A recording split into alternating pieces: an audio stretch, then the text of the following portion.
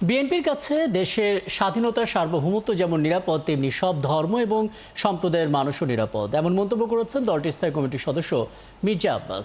দুর্গাপূজার মহাষষ্ঠীতে রাজধানীর পূজা মণ্ডপ পরিদর্শনে গিয়ে তিনি আরও জানান, হিন্দু ধর্মাবলম্বী সহ অন্যান্য ধর্মের মানুষ আওয়ামী লীগের শাসনামলে অনিরাপদ ছিল।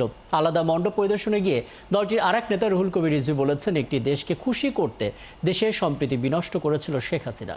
শফিকুল হকের প্রতিবেদনে বিস্তারিত। মহাষষ্ঠীর মধ্য দিয়ে শুরু হলো বাঙালি সনাতন ধর্মাবলম্বীদের সবচেয়ে বড় ধর্মীয় উৎসব শারদীয় দুর্গাপূজা। প্রতি বছরের মতো এবারও রাজধানীর বিভিন্ন পূজা মণ্ডপ পরিদর্শনে যান বিএনপির কেন্দ্রীয় নেতারা। পল্টন কমিউনিটি সেন্টার পূজা মণ্ডপ পরিদর্শনে গিয়ে সনাতন ধর্মাবলম্বীদের পাশে থেকে সকল ধরনের সহযোগিতার আশ্বাস দেন বিএনপির স্থায়ী কমিটির সদস্য মির্জা আব্বাস।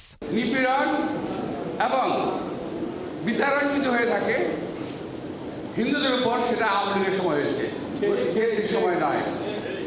আমাকে কেউ যদি একটা প্রমাণ দেখাতে পারেন বিচ্ছিন্নের একটি ঘটনা ছাড়া, তাহলে আমি আপনারা যা করবেন আমি তাই করব।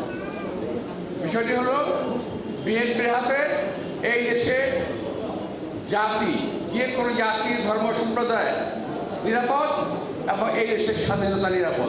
একই দিন রাজধানীর রমনা কালী মন্দিরে দুর্গাপূজা পরিদর্শন করেন বিএনপির আরেক সিনিয়র নেতা রুহুল কবির রিজভী। যে ভিত্তি সেটা তো হচ্ছে মিলনের, শুভেচ্ছার, ভালোবাসার, ভ্রাতৃত্বের। সাম্প্রদায়িক সম্প্রীতি নষ্টের ষড়যন্ত্র চলছে জানিয়ে সবাইকে সতর্ক থাকার আহ্বান জানান রিজভী। এই সম্প্রীতি, এই নিদর্শন কি অন্য কোথাও আছে? পার্শ্ববর্তী দেশে আছে, কিন্তু সেখান থেকে নানা ধরনের উস্কানিমূলক কথাবার্তা বলার চেষ্টা করা হয়। আজকে দেশের অভ্যন্তরে নানা ধরনের চক্রান্ত চলছে, ষড়যন্ত্র চলছে, বিভিন্ন এলাকা অস্থির করে রাখার প্রচেষ্টা চলছে। এটা কোনো বিচ্ছিন্ন ঘটনা নয়, এটার সবকিছুর মধ্যে যোগসূত্র আছে। তারা অপেক্ষা করছে এই পূজাকে নিয়ে কিছু করা যায় কিনা।